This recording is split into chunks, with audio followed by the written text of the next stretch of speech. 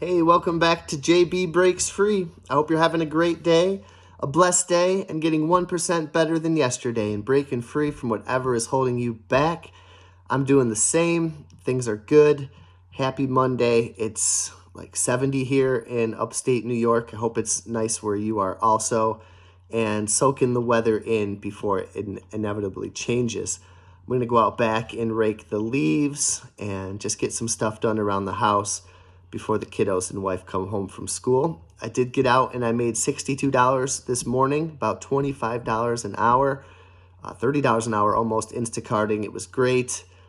I'm going to need it this week. I have some extra time off, and that kind of just leads into me thinking that I should buy time instead of things, and that happiness is contentment, and that wealth is freedom.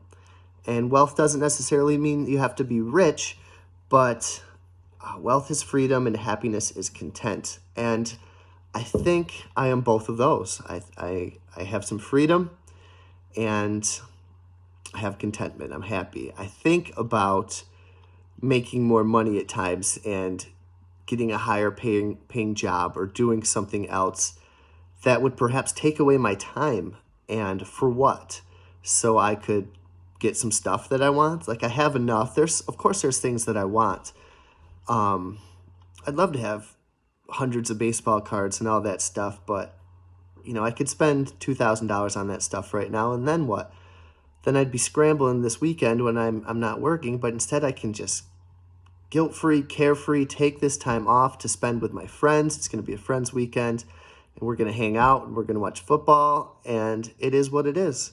And then in a month, when my restaurant is closed for a week, I'm going to Instacart and I'm going to have a nice little nest egg saved up in my Play Money account that I get from Instacarting and from selling items for profit, reselling items, and I'll have that time covered, and I'll be happy, stress-free, content at home with my family with the time and choosing how I want to do it. And to get to that point, this book was an integral piece, The Total Money Makeover by Dave Ramsey. This was one of the first books that I got into when I started to learn about finance. And it's not rocket science. It does take some discipline and a little bit of research, but take what you want from this chapter and from this book. I didn't use everything, word for word. I did a few things different from this book, and that was my journey, and some things will be different in yours. But this is chapter 9, in baby step 4. It says, maximize retirement investing, be financially healthy for life. He starts off the chapter by talking about two people. And talking about fitness. One worked really hard in his younger years, physically, and now he doesn't have to work quite as hard because he just has to maintain it. And the other one, who is just starting, he's dieting fanatically and lifting every day and working out every day in cardio, and he's working much harder to get to the same place. And what he's trying to say is, work hard in the beginning to get to baby step 4 and to become debt free and to have an emergency fund and to have 3 to 6 months of savings built up and to have no debt other than your mortgage at this point in the book. And then you can kind of ease up a little bit and just start investing, start learning about it, and you won't have to work as hard as someone who didn't start as early as you. He also says there is no time like starting now. If you haven't started yet, start now. It's never too late. So you have no debt besides your mortgage. What do you do with the extra money that you poured into your emergency fund and debt payoffs?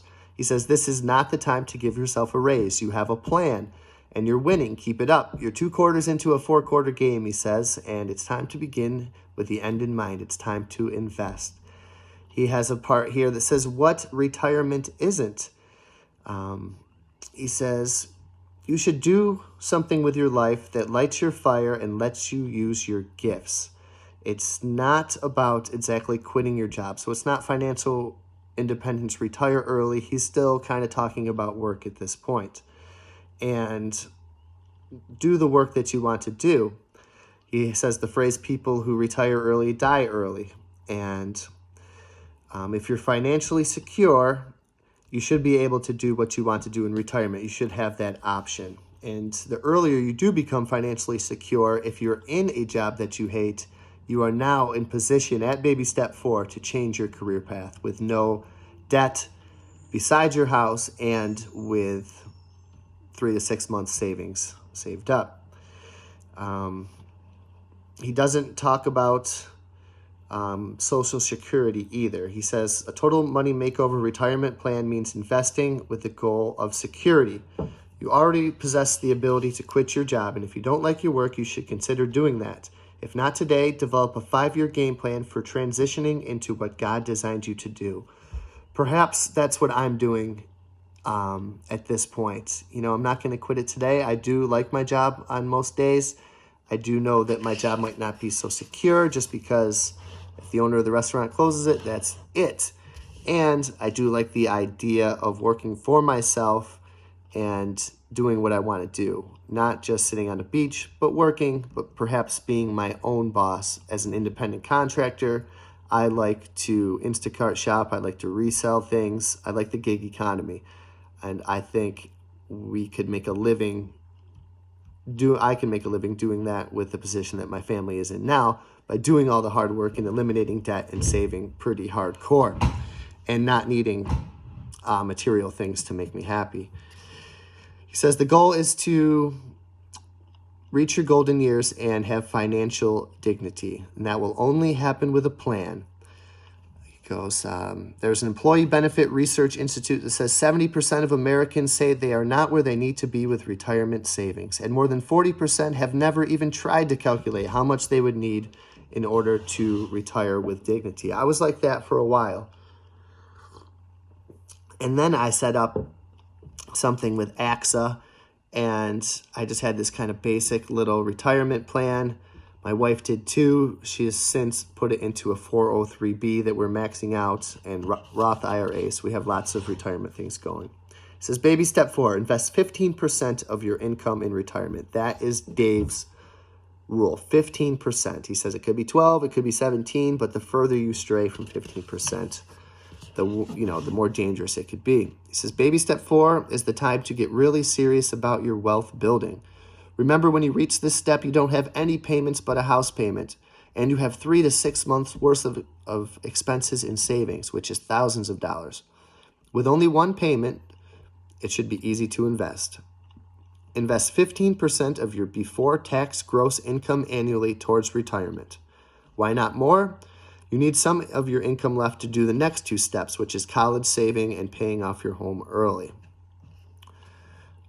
He goes, I don't recommend paying off the house first because I have counseled too many 75-year-olds with a paid-off house and no money. Plus, getting started now, the magic of compound interest will work for you. We got to zero debt before with a mortgage, and we still continue to invest in our retirements. We didn't stop at that.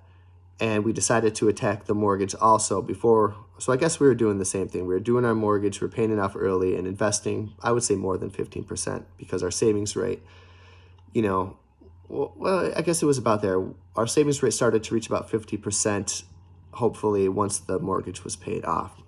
It says, when calculating your 15%, don't include company matches in your plan. Invest 15% of your gross income.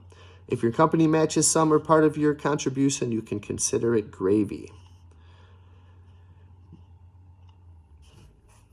Goes on to say, by the same token, do not use your potential Social Security benefits in your calculations. I don't count on an inept government for my dignity at retirement, and you shouldn't either. He says he's not taking a political stance, though he's not above it. He says, understand it's your job to take care of you and yours. Now that you have reached this step, you need to learn about mutual funds. The stock market has averaged just below a 12% return on investment throughout its history. Growth stock mutual funds are what I recommend investing in for the long term. This is his Reader's Digest approach to it. He says, I select mutual funds that have had a good track record of winning for more than 5 years, preferably more than 10 years. I don't look at 1 or 3 year track records. I think long term. and he spreads it evenly across 4 types of funds. Growth and index funds get 25% of my investment. Growth funds get 25% of my investment. International funds get 25% of his investment. And foreign funds get 25% of his investment. I personally like the more of a financial independence approach and a more of a hands-off approach as far as picking stocks. And I do total market index fund at Vanguard. I take the whole U.S. market, and I like that. And that's talked about in the book Simple Path to Wealth by J.L. Collins, which I'd like to read next. I've already read it, but I'd like to review it next on this channel. But this is a start. Then he talks about Roth IRAs. He says a Roth IRA will allow you to invest up to $5,000 per year. And I think that's higher now, like $5,500. He says the Roth grows tax-free. If you invest $3,000 per year from age 35 to age 65 and your mutual funds average 12%, you will have $873 tax-free at the age of 65. Not bad. And he says, would you dream with me for a moment? Dream with me that 27-year-old couple with an average to below average income commit to a total money makeover. They get gazelle intense, and in 3 years, by age 30, they're at step 4. They invest 15% of their income in 4 types of growth mutual stock funds with 5 to 10-year track records, which he discussed. The average household in America is right around $50,000 per year, according to the Census Bureau. Joe and Susie average would invest $7,500, 15% per year, or $625 per month. If you make $50,000 per year and have no payments except the house mortgage and live on a budget, can you invest $625 a month? He says, follow me here. If Joe and Susie invest $625 a month with no match into the Roth IRA from age 30 to age 70, they will have $7,588,054 That's almost $8 million. What if I'm half wrong? You'll have $4 million. And that's just writing a $600 check a month. So that's pretty cool to think about. Let compound interest take over. He says it's never too late to start. It's never too late. The past is past. Start where you are because it's your only option. However, a note to all of you under 40, all of us over 40 are giving you a collective yell, invest now. I am 42 right now, and we figured this out. January 2022, we were basically mortgage free. We had eliminated over $100,000 worth of debt with house, credit cards, student loans, cars. We took care of all that stuff, and I was 41 at the time. So that's pretty cool. So I'm not as early as I would like to be, and I kick myself for some of my financial decisions that I made in my 20s, but we're here, and it's good. He goes, after completing this debt, you have no debt except the house and around $10,000 cash for emergencies, and you are taking steps to make sure you will retire with dignity. I think I see a smile broadening. You are going to win. Can you feel it? Can you see it? If not, and read that sentence again. You are going to win. Better yet, write it down where you'll see it every day. I am going to win. Your life is changing.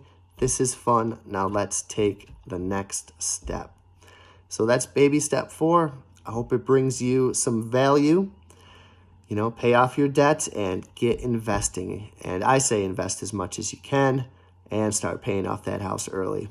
But that's just me. Do what you got to do. And I will see you on the next video.